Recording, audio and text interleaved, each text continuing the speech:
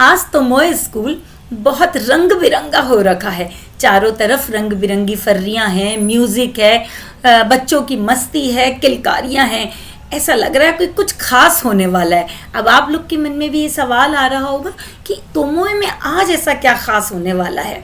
दरअसल आज 3 नवंबर है और तोमोए स्कूल में हर साल 3 नवंबर को स्पोर्ट्स डे सेलिब्रेट किया जाता था। अब तोमोए स्कूल है तो स्पोर्ट्स डे भी कुछ खास ही होगा। तो हम खास स्पोर्ट्स डे को जाने उसके पहले हम थोड़ा सा ये याद कर लेते हैं कि पिछले एपिसोड में क्या हुआ था। पिछले एपिसोड में हमने ये जाना था कि कोबायाशी सर मतलब हेडमास्टर साहब ये मानते थे कि बच्चों को एक अच्छा वक्ता बनना चाहिए। और अच्छा वक्ता बनना मतलब कि बच्चा अपने दिल की बात बेझिझक साफ साफ दूसरों के सामने प्रेजेंट कर सके। और इसके लिए वो कहते थे कि ज़रूरी नहीं है कि बच्चे बड़े बड़े भाषण दें, बड़े बड़े शब्द यूज़ करें या लोगों को हंसाएं, बल्कि वो कहते थे जो दिल में है उसे बेझिझक कह दो। ये कितना अच्छा तरीका है। इसको हम पेरेंट्स अपने घर में बच्चों के साथ और टीचर्स अपने स्टूडेंट्स के साथ स्कूल में यूज़ कर सकती हैं। इससे बच्चे एक अच्छे स्पीकर तो बनेंगे ही, साथ ही आपको भी एक बहुत अच्छा मौका मिलेगा बच्चे के दिल को जानने का। मतलब कि बच्चे के दिल में क्या भावनाएं हैं, बच्चा क्या सोच रहा है, बच्चे की क्या परेशानी है, बच्चे को क्या पसंद है क्या नापसंद है। मतलब बच्चे की दिल की गहराइयों में जाने का एक बड़ा आसान सा तरीका। तो आप लोग भी इसे अपने घर में और अपने स्कूल में इस्तेमाल कीजिए और बच्चों को समझने की कोशिश कीजिए। खैर चलिए हम तोमोए चलते हैं। तोमोए में आज स्पोर्ट्स डे है। मैंने कहा कि तोमोए में हर साल 3 नवंबर को स्पोर्ट्स डे सेलिब्रेट किया जाता था। अब पता नहीं क्या था कि हेडमास्टर साहब ने बड़ी रिसर्च करके 3 नवंबर ही डिसाइड किया था स्पोर्ट्स डे के लिए।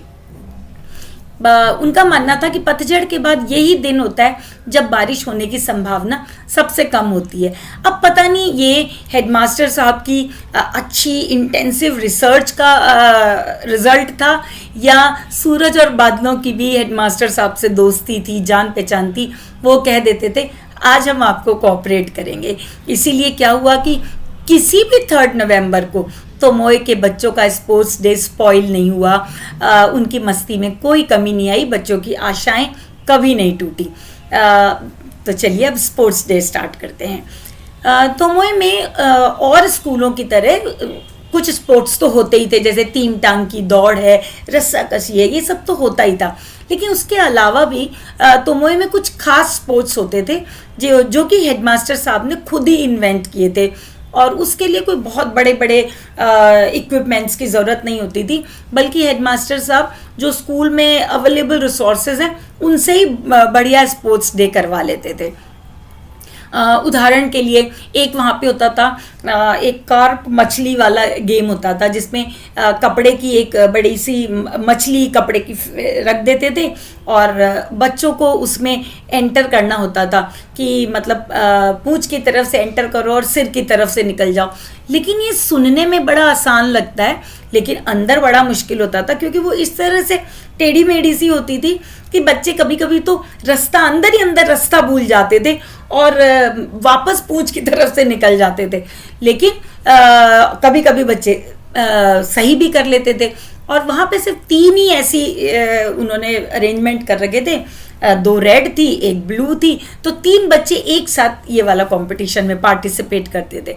बच्चों को इसमें बड़ा मजा आता था, क्योंकि जब दिशा भूल के वो वापस वहीं आ जाते थे तो कहते थे धत तेरे की, फिर वापस से एंटर होते थे और इस एक्टिविटी को कंप्लीट करते थे।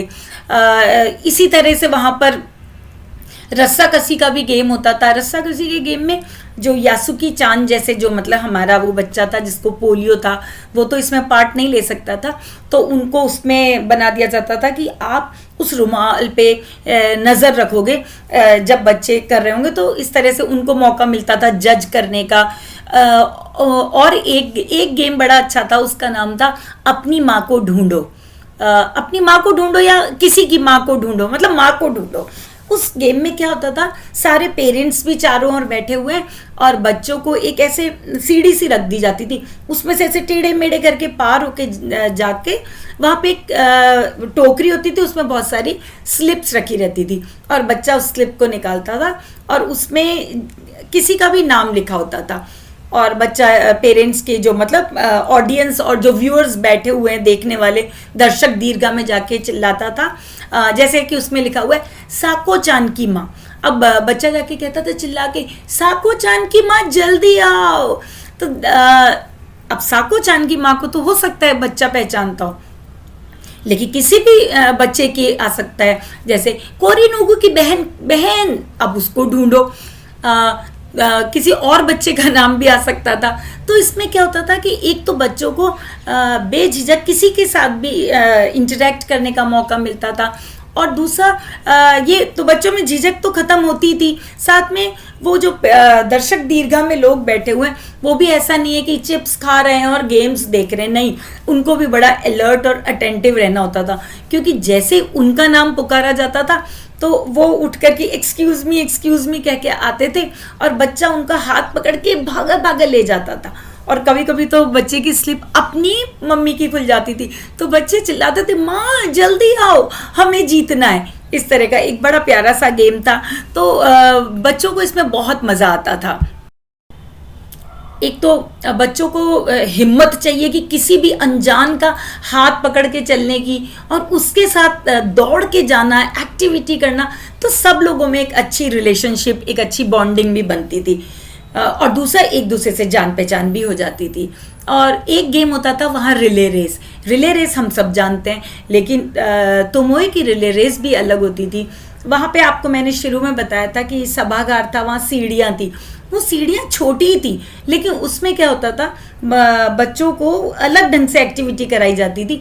अब इसमें क्या होता था, जिन बच्चों का कद ज़्यादा है या जिनके पैर बड़े हैं तो उनको दिक्कत आती थी, क्योंकि वो कोई भी सीढ़ी उलांग नहीं पाते थे, और सीढ़ियाँ भी छोटी छोटी थी, तो जनरली बच्चे एक की बजाय दूसरी सीढ़ी पे पैर रख देते थे। खैर, इस तरह से इस रिले रेस में स्कूल के सारे बच्चे पार्ट लेते थे और बहुत एंजॉय करते थे। तो इस तरह के बहुत अलग अलग तरीके के गेम होते थे। स्कूल के ही प्रेमाइसेस में, स्कूल के ही रिसोर्सेज से बहुत तरीके के अलग अलग गेम बना दिए जाते थे। और इस बार जो स्पोर्ट्स डे था उसमें ज़्यादातर खेलों में ताकाहाशी जीत रहा था। ताकाहाशी आपको याद होगा, उसने अभी अभी एडमिशन लिया था, वो थोड़ा सा बौना था, तो उसमें भी एक झिझक तो थी ही, क्योंकि जब हम औरों से अलग होते हैं और लोग हमें अगर चिढ़ाते हैं, तंग करते हैं, तो हम लोगों में एक हेजिटेशन, एक कॉम्प्लेक्स आ जाता है। लेकिन कोबायाशी सर इसीलिए बच्चों को कपड़े उतार के स्विमिंग करने के लिए कहते थे, और इस स्पोर्ट्स डे में उन्होंने कुछ स्पोर्ट्स इस तरह से प्लान किए थे कि ज़्यादातर गेम्स में हमारा ताकाहाशी ही जीता था। बच्चे हर बार सोचते अब की बार तो मैं जीतूंगा, लेकिन ताकाहाशी हर जगह से फटाक से कर लेता था। जैसे एक लंबी दौड़ है, उसमें हर्डल्स होते थे, हर्डल रेस होती है, तो जब तक बच्चे हर्डल को पार करते वो तो फटाक से कूद जाता था। वो कार्प मछली में से भी बच्चे तो इधर उधर भटकते, वो तो छोटा सा था, फट फट फट फट निकल जाता था। और वो जो रिले रेस थी उसमें भी, क्योंकि वो छोटा था, उसके पैर छोटे से थे, तो उसके लिए तो वो सीढ़ियों की ऊंचाई ऐसी थी कि वो हर सीढ़ी पे पैर रखता था। तो ज़्यादातर स्पोर्ट्स में वही जीत रहा था।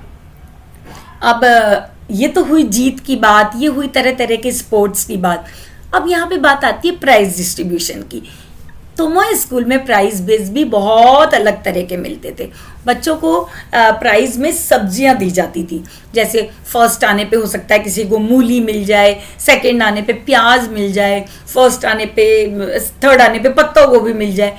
इस तरह से उनको तरह तरह की, बहुत तरह की सब्जियां प्राइज में मिलती थी। वहाँ ऐसा नहीं होता था कि बड़ी शील्ड मिल रही है, छोटी शील्ड मिल रही है, या कुछ बच्चों को प्राइज मिल रहा है, कुछ को नहीं मिल रहा है, ऐसा नहीं होता था। क्योंकि देखिए, हम जब बच्चों में, छोटे बच्चों में बहुत ज़्यादा कंपटीशन ला देते हैं, तो बच्चों का मोटिवेशन हारने के बाद ख़त्म हो जाता है। तो वो कोबायाशी सर ऐसा नहीं होने देते थे।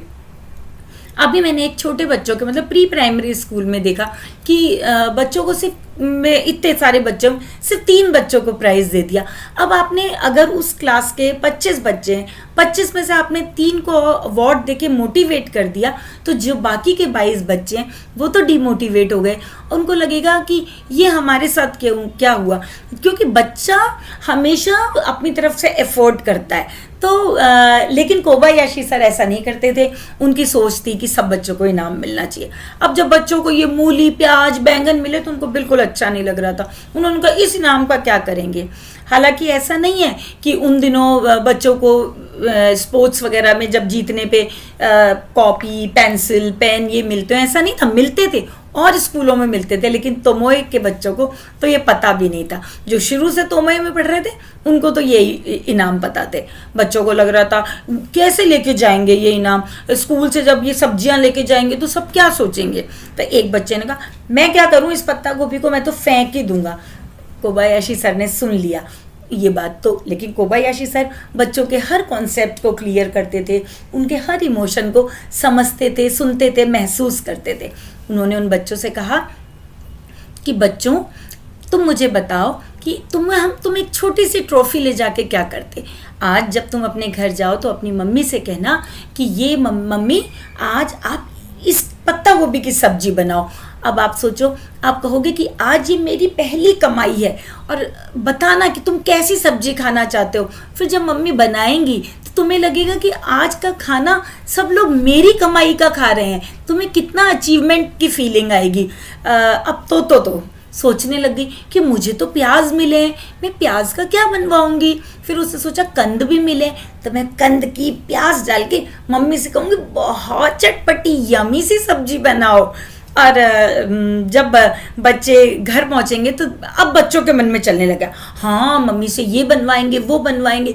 अब बच्चों के थॉट चालू हो गए कि ये मैं सब्जी क्या बनवा सकता हूँ। और यहाँ मैं एक चीज़ बताती हूँ आपको, जब बच्चे, हम कहते हैं ना अक्सर कि बच्चे लौकी नहीं खाते, बच्चे तोरई नहीं खाते, लेकिन अगर बच्चे सब्जी लाने में, सब्जी बनाने में पार्टिसिपेट करेंगे तो पक्की बात मान के चलिए वो उसको खाएंगे भी। एक तो पेरेंट्स को ज़रूर खानी चाहिए और दूसरा बच्चों को का अगर पार्टिसिपेशन होगा तो बच्चे ज़रूर इन सब्जियों को एंजॉय करेंगे। लेकिन हम बच्चों से ये सब काम भी नहीं कराते और साथ में हम खुद ही कह देते हैं हाँ मेरे को भी तोरई अच्छी नहीं लगती, मुझे भी लौकी अच्छी नहीं लगती। तो बच्चे समझ जाते हैं कि ये चीज़ ऐसी नहीं है जिसको खाया जाए। खैर यहाँ पे मैं धीरे धीरे थोड़ी थोड़ी बच्चों की साइकोलॉजी, इमोशन की बात भी आपसे करती रहती हूँ, इसीलिए ये बात बता रही हूँ। तो सब बच्चे बहुत खुश हुए और यहाँ पर जो ताकाहाशी है उसको तो लग रहा था आज तो पूरी टेबल मेरी लाई हुई सब्जियों से ही भर जाएगी, क्योंकि उसने ही सबसे ज़्यादा इनाम जीते थे। आपको लग रहा होगा ऐसा कैसे हुआ। दरअसल कोबायाशी सर ने इस बार के ऐसे ही स्पोर्ट्स प्लान किए थे ताकि ज़्यादा से ज़्यादा स्पोर्ट्स में ताकाहाशी जीते। और ताकाहाशी जब जीतेगा तो उसमें कॉन्फिडेंस आएगा, उसमें जो अपनी फिजिकल अपीयरेंस या ये कहेंगे जो भी आम जन से जो उसको अपने आप को वो कम महसूस करता था, इसमें कमी आएगी, उसको मोटिवेशन मिलेगा, उसे लगेगा हाँ मैं भी कुछ कर सकता हूँ। तो बच्चे उससे बोलते रहे ताकाहाशी देखना नेक्स्ट ईयर हम जीतेंगे हम जीतेंगे। लेकिन आज तो ताकाहाशी खुश था क्योंकि उसके घर में जो डाइनिंग टेबल थी वो सब्जियों से, मतलब उसके इनामों से भर जाने वाली थी। तो आपको ये स्पोर्ट्स डे कैसा लगा? मुझे पक्का विश्वास है बहुत अच्छा लगा होगा। तो टीचर्स से मैं कहूँगी आप भी बच्चों के लिए कुछ इसी तरह के नए नए गेम्स इजाद कीजिए ताकि बच्चे नए ढंग से खेलें। नहीं तो एक ही एक गेम को खेलते रहते हैं हर साल, तो धीरे धीरे बच्चों का उसमें से भी इंटरेस्ट कम होने लग जाता है। तो और बच्चों के लिए स्पोर्ट्स बहुत ज़रूरी है। तो कुछ इस तरह से करिए कि बच्चों के मतलब माइंड में और बॉडी में सिंक्रोनाइजेशन हो, बच्चों का कंसंट्रेशन बढ़े, बच्चों में क्रिएटिविटी बढ़े। बच्चों से भी पूछिए अपन क्या गेम कर सकते हैं। तो बच्चों को बहुत पार्टिसिपेटिव बनाइए और जब वो बहुत पार्टिसिपेट करते हैं तो वो ज़्यादा एंजॉय करते हैं। चलिए तो अब हम नेक्स्ट एपिसोड में देखेंगे हमारी तोतो ने और कौन सा खेल खेला। तो चलिए नेक्स्ट एपिसोड तक के लिए बाय बाय।